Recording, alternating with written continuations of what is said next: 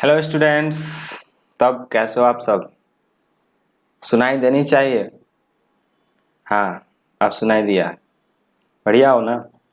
चलो आज हम लोग पढ़ते हैं स्ट्रक्चर ऑफ एटम, यानी एटॉमिक स्ट्रक्चर पढ़ रहे थे।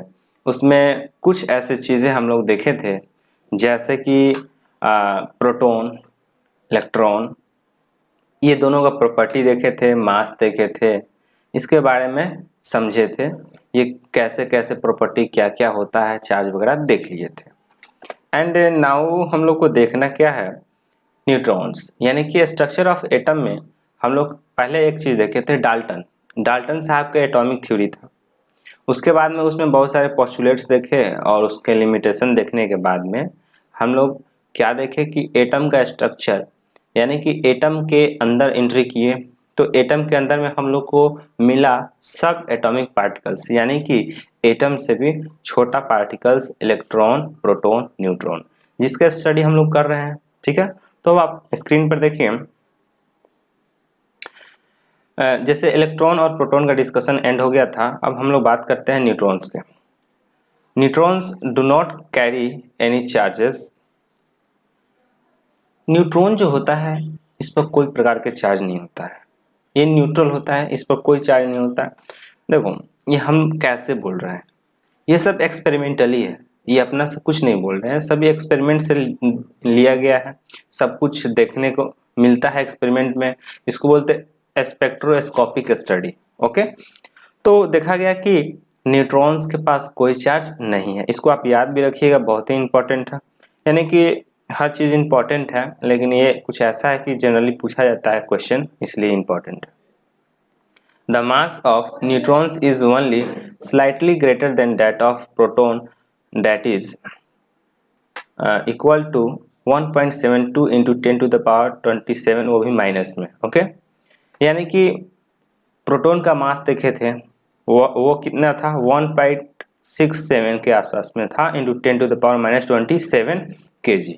ओके, और इससे थोड़ा सा ज़्यादा किसका है, तो ये न्यूट्रॉन है। न्यूट्रॉन का मास, पावर लगभग सेम है, लगभग एग्जैक्टली सेम है।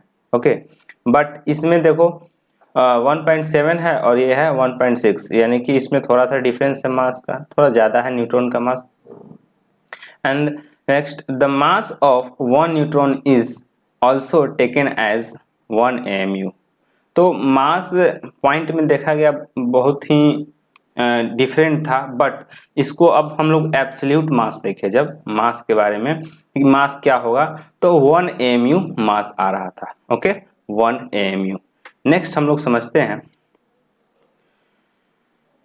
Various scientist proposed various ideas regarding the arrangement of fundamental particles in an atom, which is called structure of an atom।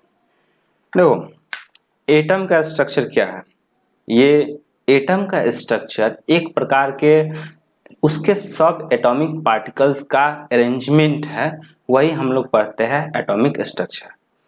Atom का स्ट्रक्चर जैसे आप जानते हो, एक घर है, घर बनाने में ईंट, पिलर, कंक्रीट वगैरह सभी लगते हैं। वो कहाँ कहाँ लगते हैं, उसका अरेंजमेंट होता है। एक खास प्रकार के हम लोग ईंट जोड़ते हैं, दीवार चार खड़ा करते हैं तो कमरा तैयार होता है। उसी प्रकार एक एटम को बनने के लिए उसमें क्या आता है, उसमें इलेक्ट्रॉन होना जरूरी है, प्रोटॉन होना जरूरी है और न्यूट्रॉन। और ये इलेक्ट्रॉन, प्रोटॉन और न्यूट्रॉन ये कहाँ कहाँ होगा, यही अरेंजमेंट हम लोग पढ़ते हैं एटॉमिक स्ट्रक्चर। क्लियर? अब यही पूरे, अब चलेंगे पूरे चैप्टर में ही एटॉमिक स्ट्रक्चर कैसे, इलेक्ट्रॉन, प्रोटॉन, न्यूट्रॉन, अलग अलग थ्योरी दिया गया है साइंटिस्ट के द्वारा, अब यही स्टडी करना है। अब कुछ मॉडर्न कंसेप्ट है, उसको हम लोग स्टडी कर लेते हैं। The modern concept of atom envisages the following arrangement of fundamental particles in an atom. बस भाई, यानी कि अब मॉडर्न जो कंसेप्ट है बस वही इलेक्ट्रॉन, प्रोटॉन, न्यूट्रॉन, ये सभी के अरेंजमेंट को स्टडी करने को सिखाता है। ठीक है, कौन, फंडामेंटल पार्टिकल्स कहाँ रहेगा। ओके, फंडामेंटल पार्टिकल्स के लोकेशन, उसके पोजीशन, ये सब इसमें हम लोग डिस्कशन करेंगे। ओके, देन फर्स्ट है the protons and neutrons are concentrated in a small region at the center of an atom. Proton और न्यूट्रॉन कहा जाता है और देखा गया एक्सपेरिमेंटली प्रोटॉन और न्यूट्रॉन ये एक स्मॉल रीजन में, जैसे कि आप मानते हो ये एक एटम है स्फेरिकल, तो इसके एक स्मॉल रीजन होगा, इसी रीजन में क्या है ये प्रोटॉन और न्यूट्रॉन दोनों प्रेजेंट होता है। ओके, ये बहुत ही छोटा होता है, मैंने इसको फिगर में भले ही बहुत बड़ा बना दिया पर ये बहुत ही छोटा होता है। ओके, माइक्रोस्कोपिक होता है। Then next, this central part is known as nucleus. अब यही जो सेंट्रल पार्ट है जहाँ न्यूक्लियस में जहाँ पे ये न्यूट्रॉन और प्रोटॉन अवेलेबल रहता है, ये छोटा और सेंट्रल पार्ट्स को हम लोग बोलते हैं nucleus. Okay, get it. Next है the protons and neutrons present inside the nucleus called nucleons. अब न्यूक्लियस में क्या होता है, पहला चीज प्रोटॉन, सेकेंड न्यूट्रॉन। ओके, ये क्या होता है, दोनों पार्टिकल्स रहने की वजह से इसका नाम रख दिया गया है न्यूक्लियॉन्स। ओके, इसको याद रखिएगा कि न्यूक्लियंस हम लोग कहेंगे तो क्या समझना है, इसमें क्या क्या होगा, प्रोटॉन प्लस न्यूट्रॉन दोनों अगर एक साथ समझाना हो तो न्यूक्लियॉन्स बोलेंगे। तो nucleus contain both neutron and proton और nucleons also contain neutron and proton. और इसमें ON है, ठीक है। इसमें देखिए यहाँ पे आप प्रोटॉन के अंदर में N है और S है। ओके, और फिर एक और है न्यूट्रॉन्स, पहले अभी समझे, यहाँ पे देखिए न्यूट्रॉन्स, ठीक है। ONS दोनों में NS है, NS है, तो इसमें भी देखिए ONS, ठीक है। न्यूक्लियस से यहाँ पे स्टार्टिंग वाला लेटर लिया गया है ONS, ये न्यूट्रॉन्स और प्रोटॉन से लिया गया, दोनों को जोड़कर एक नया वर्ड ला दिया गया, उसको बोला गया न्यूक्लियॉन्स। Got it. अब नेक्स्ट चलते हैं, थर्ड पॉइंट है electrons revolve around the nucleus with high speed to overcome a strong electrostatic force of attraction by the nucleus in definite fixed path which are called orbits or shell। देखो होता क्या है कि electron हम जानते हैं कि निगेटिवली चार्ज है, ठीक है, निगेटिवली चार्ज ये है इलेक्ट्रॉन, और हम जानते हैं प्रोटॉन क्या होता है, पॉजिटिवली चार्ज होता है। ओके, अब देखो कि हम लोग जानते हैं दो अपोजिट चार्ज के बीच क्या होता है, अट्रैक्शन होता है, ठीक। तो क्या होता है, एटम के अंदर ही ये भी इलेक्ट्रॉन रहता है और ये प्रोटॉन भी रहता है, ठीक। तो ये इलेक्ट्रॉन कहाँ रहेगा और प्रोटॉन कहाँ रहेगा, इसके बारे में थोड़ा आइडिया हम दे चुके हैं। तो न्यूक्लियस में यानी सेंटर में अगर मानते हो कि ये एटम है तो इसके सेंटर में क्या होगा, प्लस चार्ज, यानी प्रोटॉन है और न्यूट्रॉन है। तो हम जानते हैं यहाँ पे प्रोटॉन भी है और न्यूट्रॉन भी है, तो प्रोटॉन के कारण पॉजिटिव और न्यूट्रॉन क्या होता है, न्यूट्रल, तो यहाँ कोई चार्ज नहीं, only positive charge present in the nucleus. Okay, अब एक चीज तो है कि अब इलेक्ट्रॉन कहाँ होगा, तो जाहिर सी बात है इलेक्ट्रॉन इस प्लस वाले चार्ज यानी प्रोटॉन से दूर होगा, ठीक। तभी तो क्या होगा कि ये हमारा एटम को स्टेबलाइज करना है। ओके, पॉइंट इज दैट कि एटम को स्टेबलाइज होना है। अब यहाँ पे एक दूसरा चीज है कि यहाँ पे हाई स्पीड से क्या होता है, इलेक्ट्रॉन मूव कर रहा है। यहाँ पे हमने बोला electron revolve around the nucleus with high speed, ये बात सत्य है और देखा भी गया है, इलेक्ट्रॉन उसमें होता है और इलेक्ट्रॉन मूव कर रहा है, यानी कि ये प्रोटॉन से दूर है, यहाँ पे ये न्यूक्लियस से अवे होगा, ठीक। तो एक चीज होता है जैसे कि किसी भी एटम या कोई भी पॉजिटिव चार्ज है वहां निगेटिव रखिएगा तो अट्रैक्शन होगा ही, तो इसको दूर करने के लिए ये ऑर्बिट है, मान लेते हैं कि ये पाथ है जिस पर इलेक्ट्रॉन चल रहा है, ठीक है। अब ये इलेक्ट्रॉन इस पर क्या हो रहा है, रिवॉल्व हो रहा है और बीच में क्या है, पॉजिटिव चार्ज है। अब ये दोनों के बीच के अट्रैक्शन को दूर करने के लिए इसको बहुत तेजी से क्या करना होगा, गोल गोल घूमना पड़ेगा।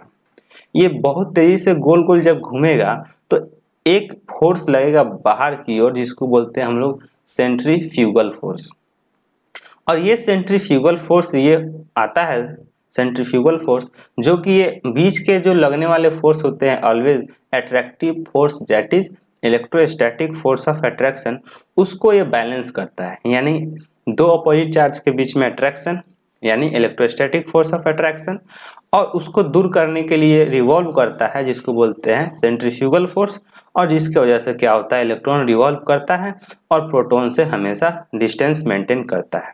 ठीक है, अब नेक्स्ट चीज है कि अब ये जिस पाथ पर रिवॉल्व करता है इलेक्ट्रॉन, ये पाथ पर भी रिवॉल्व कर रहा है, तो इस पाथ को हम लोग ऑर्बिट बोलते हैं या उसी को शेल बोलते हैं। यानी जिस पाथ पर कोई इलेक्ट्रॉन मूव कर रहा है एटम में न्यूक्लियस के राउंड, उसको हम लोग ऑर्बिट या शेल कहेंगे। Got my point? Then next हम लोग समझते हैं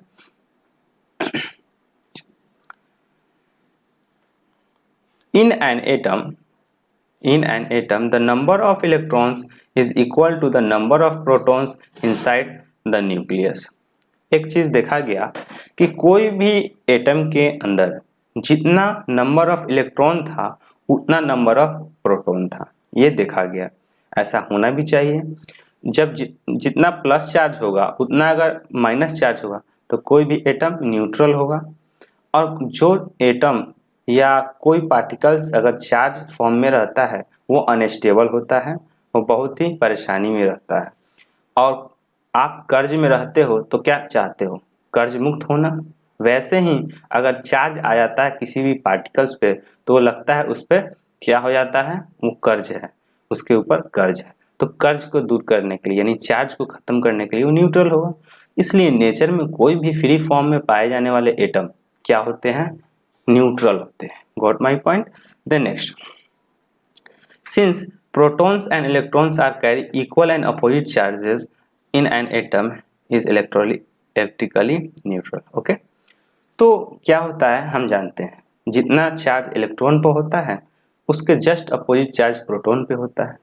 और वी नो डैट कि जितने नंबर ऑफ इलेक्ट्रॉन होते हैं किसी भी एटम में जितने नंबर ऑफ इलेक्ट्रॉन होते हैं उतने नंबर ऑफ प्रोटॉन होते हैं। और इलेक्ट्रॉन और प्रोटॉन चार्ज क्या होता है, बैलेंस कर लेता है। सो एटम इज इलेक्ट्रिकली न्यूट्रल। और ये क्वेश्चन पूछा जाता है 12th में, 11th में, कहीं 9th, कहीं 10th में।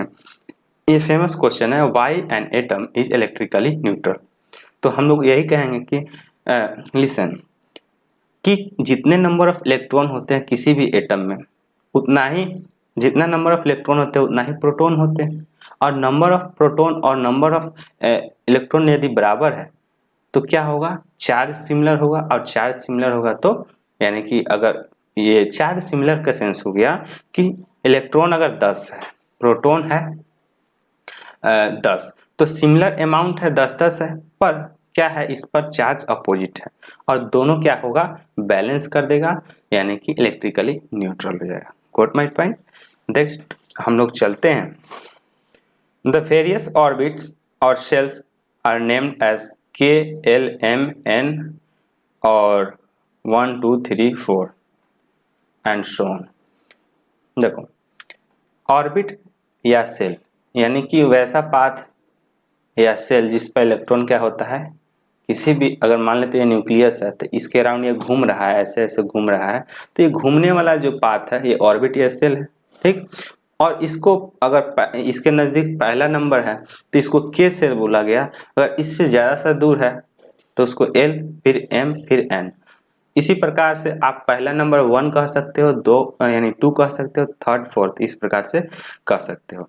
यानी कि अल्फ़ाबेटिकली के से शुरू किया गया और न्यूमेरिकली 1 से शुरू किया गया। ओके, तो के बोलेंगे तो 1, एल बोलेंगे तो 2, ऐसे काउंट करना है। ठीक, अब देखा गया कि नंबर ऑफ इलेक्ट्रॉन्स कितने होंगे। The maximum number of electrons in various orbit is, यानी पहला में 2 कम से कम होना चाहिए, फिर दूसरा में 8, 18, 32 इतना हो सकता है।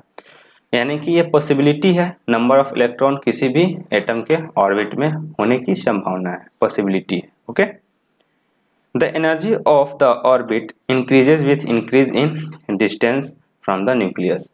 जैसे जैसे इलेक्ट्रॉन जिस पाथ पर चलता है जिसको हम लोग ऑर्बिट बोलते हैं, जैसे जैसे ऑर्बिट का नंबर बढ़ता है, ठीक है, यानी कि इलेक्ट्रॉन यदि न्यूक्लियस से दूर जाता है, अगर ये न्यूक्लियस है, if electron goes far from the nucleus energy increases, यानी कि इसके पास में है तो एनर्जी कम है, दूर जाता है तो ऑर्बिट नंबर बढ़ रहा है, एनर्जी बढ़ते जाता है। Got my point?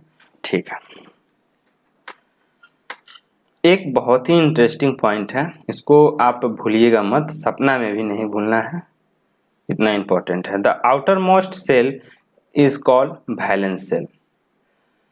अब एक चीज याद रखना है, जैसे कि हमने बोला सेल या ऑर्बिट, ठीक। अगर किसी भी एटम, मान लेते हैं एक एटम है, ये न्यूक्लियस है, उसके दो ऑर्बिट है, पहला एंड सेकेंड, तो बाहर वाले जो ऑर्बिट होगा या सेल होगा, इसी को हम लोग कहते हैं वैलेंस सेल, यानी बाहर वाला सेल को वैलेंस सेल कहते हैं। ओके। और वैलेंस सेल में, बाहर वाले सेल में, उसमें फिक्स्ड अमाउंट ऑफ इलेक्ट्रॉन होता है, यानी 8 ही इलेक्ट्रॉन होगा, उससे ज्यादा नहीं हो सकता है, ठीक है। Then it can never have more than 8 electrons in any atoms. Okay, कोई भी एटम हो, अगर सबसे बाहर वाले ऑर्बिट या सेल में आप इलेक्ट्रॉन को फिल करते हो, तो एक चीज ध्यान रखना होगा कि उसमें 8 से ज्यादा इलेक्ट्रॉन को नहीं रखना है। Got my point? ओके। अब हम लोग को समझना है atomic number and mass number, यानी कि एटॉमिक नंबर एक टर्म एटम से बना है, यानी कि हम लोग कोई भी एलिमेंट को ले लेंगे तो हम लोग इसी तरह से स्टडी नहीं करेंगे। हमारे यूनिवर्स में बहुत सारे एलिमेंट हैं, अब तक 118 यानी कि 118 एलिमेंट्स का खोज कर चुके हैं हम लोग, तो उसको सीरियल वाइज नंबरिंग किया गया, फिर उसको स्टडी किया गया, जिससे हम लोग को स्टडी आसान हो जाता है। 5 यानी कि एटॉमिक नंबर 5 बोलेंगे तो उस पर कोई ना कोई एटम होंगे, एलिमेंट होंगे, उसको हम लोग आराम से समझ सकते हैं एटॉमिक नंबर से कि वहाँ पर क्या होगा, एटॉमिक नंबर इतना है तो उसके क्या प्रॉपर्टी हो सकता है, डिफरेंट टाइप ऑफ प्रॉपर्टीज हम लोग समझ सकते हैं with the help of their atomic number. Okay, फिर मास है, मास को भी समझेंगे, ठीक। The number of protons present inside the nucleus is called atomic number. अगर एटॉमिक नंबर निकालना है तो सीधा सा करना क्या है, उसमें प्रोटॉन काउंट कर लेना है, उसके न्यूक्लियस में जितने प्रोटॉन होंगे इसके न्यूक्लियस में, ठीक है। अगर प्रोटॉन 4 है तो एटॉमिक नंबर 4 हो जाएगा। ओके, तो आगे चलते हैं। It is equal to the number of electrons in the atom. अब ये जो नंबर है प्रोटॉन का, ठीक, जो इलेक्ट्रिकली न्यूट्रल एटम है, नेचर में पाया जाता है, ठीक, तो जितना इसके प्रोटॉन होता है उतना ही नंबर ऑफ इलेक्ट्रॉन होता है फॉर द न्यूट्रल एटम। अगर मान लेते हैं इलेक्ट्रॉन कोई लूज कर दिया है कोई एटम, तो उसका इलेक्ट्रॉन लूज हो गया है, तो वहां पे प्रोटॉन का नंबर सेम रहेगा, यानी घटेगा नहीं। इलेक्ट्रॉन बाहर वाले सेल में होता है, वैलेंस सेल में होता है, या कह लो कि एटम के बाहरी वाले पार्ट में रहता है, तो इलेक्ट्रॉन लूज कर सकता है। लूज करने की वजह से माइनस चार्ज घट जाता है, यानी कि माइनस चार्ज का वैल्यू घट जाता है और प्रोटॉन का वैल्यू सेम रहता है, जिसकी वजह से वो पॉजिटिव चार्ज हो जाता है, ठीक है। बट न्यूट्रल एटम में, कोई भी अगर न्यूट्रल है, न्यूट्रल एटम, तो उसके लिए जितना इलेक्ट्रॉन होगा उतना ही प्रोटॉन होगा, ठीक। तो प्रोटॉन और इलेक्ट्रॉन का संख्या यानी नंबर सेम होगा। The elements are characterized by their atomic number। अब कोई भी एलिमेंट का खास चीज क्या होता है, उसके एटॉमिक नंबर होता है। एटॉमिक नंबर जान जाओगे, उसके मास निकाल सकते हो, उसके हर प्रॉपर्टीज को आप निकाल सकते हो। समझ में आया? अब क्या है कि the atomic number of element is denoted by the symbol Z. अब किसी भी एलिमेंट के एटॉमिक नंबर को हम लोग किससे डिनोट करते हैं, तो जेड से। हम लोग जेड कह लेंगे और उसके एटॉमिक नंबर को लिख लेंगे, यानी कि अगर कहें कि बताओ हीलियम के लिए जेड का वैल्यू क्या है, तो हीलियम 2 नंबर पे आता है, तो जेड बराबर 2। अब जेड बराबर 2 है तो एटॉमिक नंबर हम लोग जान गए 2 है, यानी कि प्रोटॉन के नंबर के बराबर है, और वही इलेक्ट्रॉन के नंबर के बराबर है, यानी कि जेड बराबर पी बराबर ई। जेड बराबर पी बराबर ई। फॉर्मूला क्या है, जब पे ठीक। तो एटॉमिक नंबर बराबर जपे, गॉट माई पॉइंट। जपे जपे जपे यानी जपे वाला फॉर्मूला याद रखना पड़ेगा। एग्जाम्पल सोडियम, मान लेते हैं सोडियम का अगर बात करें कि एटॉमिक नंबर बताइए तो क्या होगा, उसका 11 होता है, यानी कि 11 कह दिया गया तो यानी कि इसका प्रोटॉन कितना होगा 11, इलेक्ट्रॉन कितना होगा 11। अब हम लोग मास नंबर भी निकालेंगे, न्यूट्रॉन भी निकालेंगे, न्यूट्रॉन कितना होता है तो ये हमको अभी नहीं पता है, ठीक है। तो हम इसको कैलकुलेट करना बताएंगे, कैसे कैलकुलेट किया जाता है। तो यहाँ पे हमारा प्रोटॉन निकल गया न्यूक्लियस में और इलेक्ट्रॉन निकल गया, ठीक। अब नेक्स्ट चीज है मास नंबर। मास नंबर क्या होता है उसको समझ लेते हैं। Mass number indicate the sum of proton P and neutrons N present inside the nucleus. देखो हम लोग जानते हैं इलेक्ट्रॉन का मास नेग्लिजिबल होता है, उसका काउंट नहीं करते हैं मास में, ठीक। तो मास मुख्य रूप से स्पेशली नंबर ऑफ प्रोटॉन यानी कि जितना प्रोटॉन होते हैं, यानी हम लोग P से डिनोट करते हैं प्रोटॉन को, ओके, और न्यूट्रॉन के लिए N इस्तेमाल करते हैं, ठीक। तो न्यूट्रॉन और प्रोटॉन को जोड़ लेंगे तो हमारा निकल आएगा मास नंबर। क्या निकल आएगा, मास नंबर, ठीक। और मास नंबर को यहाँ पे दिया गया है, it is denoted by symbol capital A, और मास नंबर को हम कैपिटल ए से डिनोट करते हैं। Got my point. तो मास नंबर के लिए अब हमें फॉर्मूला आ गया कि मास नंबर बताइए A बराबर N प्लस P, ये फॉर्मूला हमारा आ गया। अब इसी से निकालेंगे mass number. The difference between the mass number and atomic number gives the number of neutrons. अब है क्या कहता है कि देखो अगर मास नंबर में से A में से आप ये उसके एटॉमिक नंबर को घटाओगे, ठीक, यानी कि यहाँ कहता है difference between mass number and atomic number, यानी ए क्या है हमारा, ए है हमारा मास नंबर और एन क्या है हमारा, सॉरी ये पी है एटॉमिक नंबर। हम लोग क्या कहते हैं प्रोटॉन के बराबर, या कह सकते हो कि अगर हम लोग ए से जेड को घटाएंगे तो हमारा एन निकलेगा। यही चीज लिखा गया है कि आप यदि मास नंबर से एटॉमिक नंबर को घटाओगे तो न्यूट्रॉन का नंबर यानी कि n का वैल्यू मिल जाएगा। Got my point. अब हम लोग नेक्स्ट चलते हैं, कैलकुलेट करना बताएंगे मास नंबर कैसे कैलकुलेट करते हैं, ठीक। तो mass number equal to number of proton plus number of neutron, पहले भी जानते थे। और इसको डिनोट किससे करेंगे, प्रोटॉन को P से और न्यूट्रॉन को N से। मास नंबर को किससे डिनोट करते हैं हम लोग, A से, यहाँ पे A है, ठीक। और एटॉमिक नंबर अब हम जानते हैं प्रोटॉन का जितना नंबर होता है उतना ही किसका होता है, एटॉमिक नंबर, यानी कि एटॉमिक नंबर जेड से डिनोट करते हैं, ठीक। अब नंबर ऑफ न्यूट्रॉन्स इनसे हम करते ही करते हैं। अब इसको थोड़ा सा फॉर्मूला के टर्म में लिख लेते हैं, अगर ए बराबर Z plus number of neutrons, ठीक। तो ऐसे फार्मूला के फॉर्म में लिख सकते हो कि ए बराबर mass number Z plus number of neutron को एन से डिनोट करते हैं, ठीक है। तो अगर मान लेते हैं कि n बराबर नंबर ऑफ न्यूट्रॉन है तो इसको इधर भेजोगे, ठीक है। तो n बराबर क्या होगा, भेजो इसको इधर a माइनस जेड, यही फॉर्मूला निकल आया हमारा और ये यहाँ पे लिखा गया, ये यहाँ पे, ठीक। तो एग्जाम्पल के लिए अगर हम सोडियम के लिए ही निकाल दें, सोडियम 11 होता है तो इसमें क्या है, प्रोटॉन बराबर 11 यानी कि ये जेड बराबर हमारा मिला है 11, प्रोटॉन 11 है, इलेक्ट्रॉन कितना जाएगा 11। तो हमारा न्यूट्रॉन निकालना है तो क्या करना है, मास नंबर कितना होता है इसका, मास नंबर इसका 23 होता है, ठीक है। ए का वैल्यू 23 होता है, यानी कि यहाँ क्वेश्चन में दिया रहेगा कि मास नंबर कितना है, तो यहाँ पे ऑलरेडी है एटॉमिक जेड बराबर 11 एंड ए बराबर 23। तो इलेक्ट्रॉन भी निकल गया हमारा, प्रोटॉन भी पता चल गया क्योंकि प्रोटॉन हमारे जेड के बराबर होता है। तो न्यूट्रॉन कैसे निकलेगा, तो ए माइनस जेड, ठीक। तो एन बराबर 23 माइनस 11 कितना आ जाएगा 12, ठीक है। तो इस तरह से आप हर क्वेश्चन को कर लेना, ठीक। अब नेक्स्ट चीज है the atomic number is the characteristics feature of each element. कहा जाता है किसी भी एलिमेंट का उसका खास फीचर बताने के लिए उसके एटॉमिक नंबर को हम लोग यूज करते हैं। जैसे अभी हमने बताया कि जेड का वैल्यू मुझे पता हो गया, जेड का वैल्यू यहाँ हमें पता चल रहा था, ठीक है।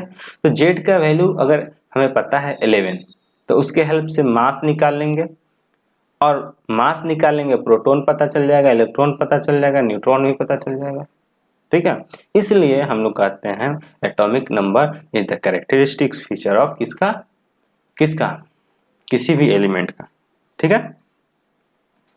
For the sake of convenience and universal application all the elements are assigned unique symbol. अब हम लोग को आसानी के लिए, जैसे कि हम लोग सिग्नेचर करते हैं, ठीक है, नाम लिखते हैं कि फलाने आदमी का नाम, यानी किसी किसी का पहचान मिले, नाम लेने से खास पहचान मिले, जैसे नरेंद्र मोदी है, ठीक है, जैसे अजय देवगन है, तो सबका अलग अलग नाम है, एक्टर का नाम पता चलता है, ठीक है, जैसे मेरा नाम हुआ विकास कुमार, ठीक है। तो वैसे ही एलिमेंट को हम लोग स्टडी करते हैं, खास नाम देते हैं जिससे पहचान हो सके हम किसके बारे में डिस्कशन कर रहे हैं, ओके। तो इसलिए हम लोग क्या करते हैं, हर एलिमेंट का नाम देते हैं, फिर उसका सिंबल देते हैं, ठीक।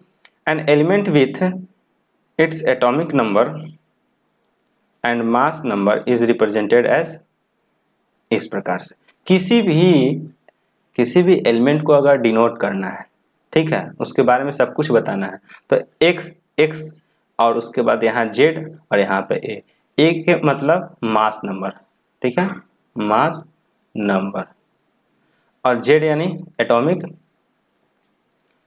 नंबर, ठीक है। और एक्स यहाँ पे कोई भी एलिमेंट हो सकता है, बात समझ में आया। तो इस तरह से रिप्रेजेंट करते हैं जनरली हम लोग, okay. The arrangement of electron in various cell around the nucleus is called electronic configuration। देखो, हम लोग इलेक्ट्रॉन का अरेंजमेंट करते हैं न्यूक्लियस के अबाउट कि ये पहला सेल में है, दूसरा सेल में, तीसरा सेल में, चौथा सेल में, यानी ये न्यूक्लियस है, इसके अराउंड हम लोग स्टडी करते हैं इस प्रकार से कि इसके अराउंड, न्यूक्लियस के अराउंड इलेक्ट्रॉन हो सकता है। बस यही इलेक्ट्रॉन के अरेंजमेंट को हम लोग जब स्टडी करते हैं या इलेक्ट्रॉन का अरेंजमेंट कर लेते हैं, तो उसी को हम लोग कहते हैं इलेक्ट्रॉनिक कॉन्फ़िगरेशन, यानी कि इलेक्ट्रॉन किस प्रकार से कॉन्फ़िगर है, किस प्रकार से ऑर्बिट में फिक्स्ड है या खास डिस्टेंस पे ये रिवॉल्व कर रहा है, इसी इलेक्ट्रॉन के अरेंजमेंट को यानी कॉन्फ़िगरेशन को हम लोग इलेक्ट्रॉनिक कॉन्फ़िगरेशन कहते हैं। बात समझ में आया, ओके।